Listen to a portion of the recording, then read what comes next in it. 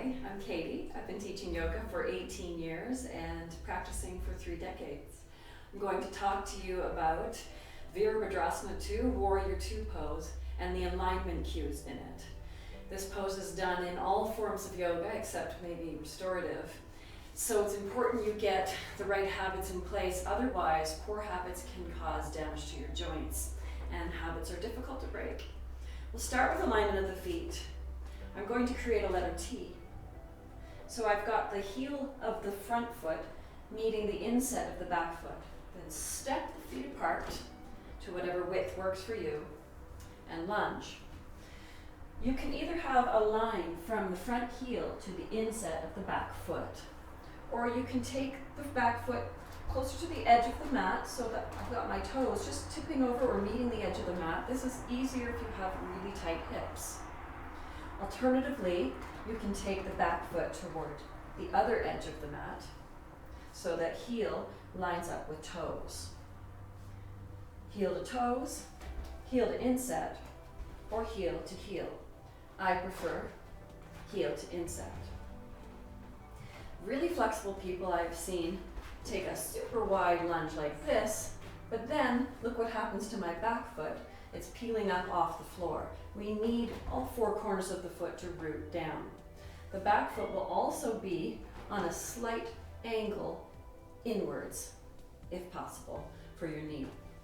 If not, you can have it more straight out facing the edge of the mat. If you're following along with me and you start to get tired from lunging, it's a lot of work in the quads, just rest by coming straight. Angle of the front leg is really important and where I see the most errors. The most common mistake I see is that the front leg falls in like this. I'm exaggerating a little here, because that's easier. And if I have not very strong quads, I'll probably do that.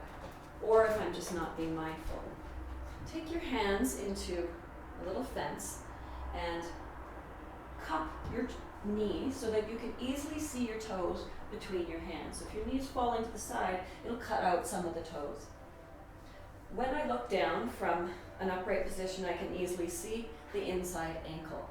If the knee's falling in, it will hide the ankle. Really engage through the inner thigh to keep the leg open.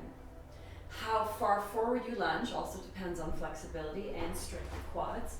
I can go even further like this, but this line here never goes beyond the tip of your longest toe. So I'm not hyper lunging like this. There we go.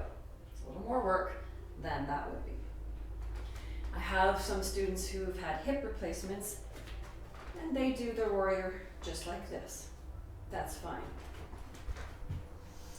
Alignment of the torso. So the most common error I see here is that the hips fall forward. I'll show you from the side.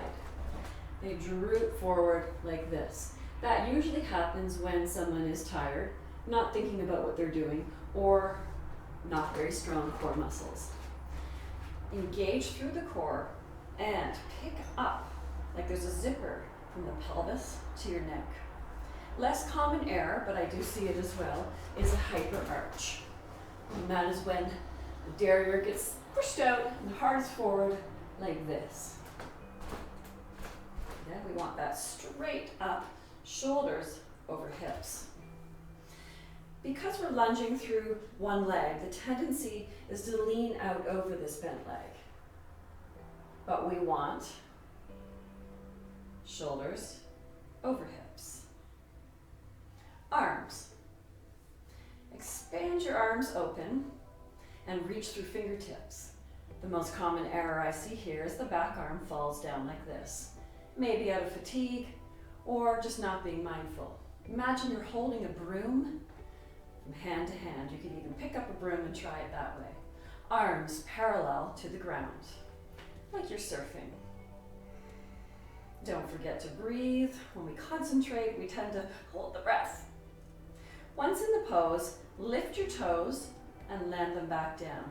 And this ensures that you're not digging your toes into the floor or making a fist with your hand or squeezing your jaw. We want to relax where we can relax and work where we need to work. Last is alignment of the shoulders, or position of the shoulders. What I see sometimes is this. I'm holding, wishing this was over. And I come over and I'll just tap the shoulders gently on the student until it relaxes. They relax down, lengthen the back of the neck. Always balancing relaxation with contraction. If you followed along with this, it's important to do the other side to even out the work, and also to make sure you haven't got bad habits on one side and not the other.